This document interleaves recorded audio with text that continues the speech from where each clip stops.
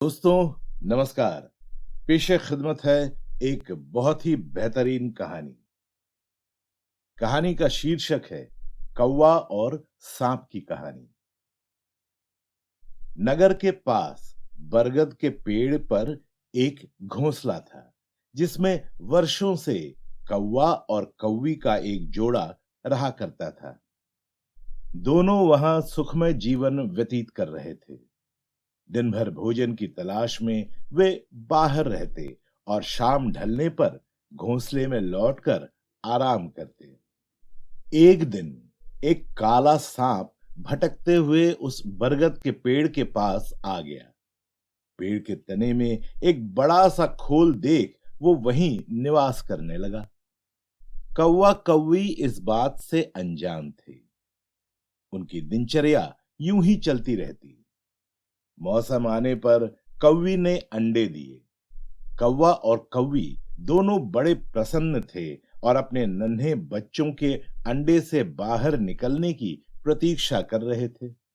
लेकिन एक दिन जब वे दोनों भोजन की तलाश में निकले तो अवसर पाकर पेड़ की खोल में रहने वाले सांप ने ऊपर जाकर उनके अंडों को खा लिया और चुपचाप अपनी खोल में आकर सो गया। कौवा कौवी ने लौटने पर जब अंडों को घोंसले में नहीं पाया तो बहुत दुखी हुए।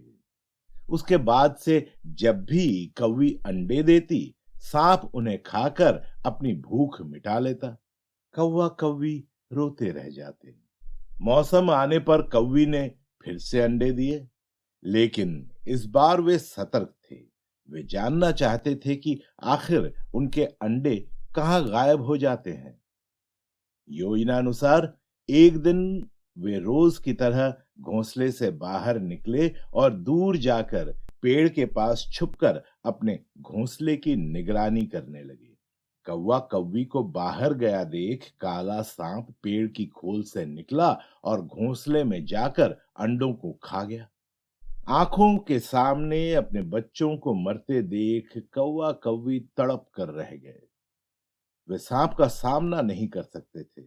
वे उसकी तुलना में कमजोर थे।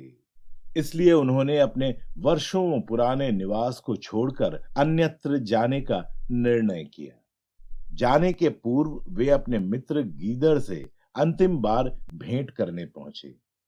गीदड़ को पूरा वृत्तांत सुनाकर जब वे विदा लेने लगे तो गीदड़ बोला, मित्रों, इस तरह भयभीत होकर अपना वर्षों पुराना निवास छोड़ना उचित नहीं है। समस्या सामने है तो उसका कोई ना कोई हल अवश्य होगा। कौवा बोला, मित्र, हम कर भी क्या सकते हैं। उस दुष्ट सांप की शक्ति के सामने हम निरीह हैं। हम उसका मुकाबला नहीं कर सकते। अब कहीं और जाने के अलावा हमारे पास कोई चारा नहीं है। हम हर समय अपने बच्चों को मरते हुए नहीं देख सकते। गीदड़ कुछ सोचते हुए बोला, मित्रों, जहां शक्ति काम ना आए वहां बुद्धि का प्रयोग करना चाहिए। ये कहकर उसने सांप से छुटकारा पाने की एक योजना कौवा कौवी को बताई। अगले दिन योजनानुसार कौवा कौवी नगर के सरोवर में पहुंचे, जहां राज्य की राजकुमारी अपने सखियों के साथ रोज स्नान करने आया करती थी। उस दिन भी राजकुमारी अपने वस्त्र और आभूषण किनारे रख सरोवर में स्नान कर रही थी। पास ही सैनिक निगरानी कर रहे थे। अवसर पाकर कौवे ने राजकुमारी का हीरों का हार अपनी चोंच में दबाया और कांव कांव करता हुआ राजकुमारी और सैनिकों को दिखाते हुए ले उड़ा। कौवे को अपना हार ले जाते देख राजकुमारी चिल्लाने लगी। सैनिक कौवे के पीछे भागे। वे कौवे के पीछे पीछे बरगद के पेड़ के पास पहुंच गए। कौवा यही तो चाहता था। राजकुमारी का हार पेड़ की खोल में गिराकर वो उड़ गया। सैनिकों ने ये जब देखा तो हार निकालने पेड़ की खोल के पास पहुंच गए। हार निकालने के लिए उन्होंने खोल में एक डंडा डाला। उस समय सांप खोल में ही आराम कर रहा था। डंडे के स्पर्श पर वो फन फैलाए बाहर निकला। सांप को देख सैनिक हरकत में आ गए और अपनी तलवार और भाले से उसे मार डाला। सांप के मरने के बाद कौवा कौवी खुशी खुशी अपने घोंसले में रहने लगे। उस वर्ष जब कौवी ने अंडे दिए तो वे सुरक्षित रहे। सीख: जहां शारीरिक शक्ति काम न आए वहां बुद्धि से काम लेना चाहिए।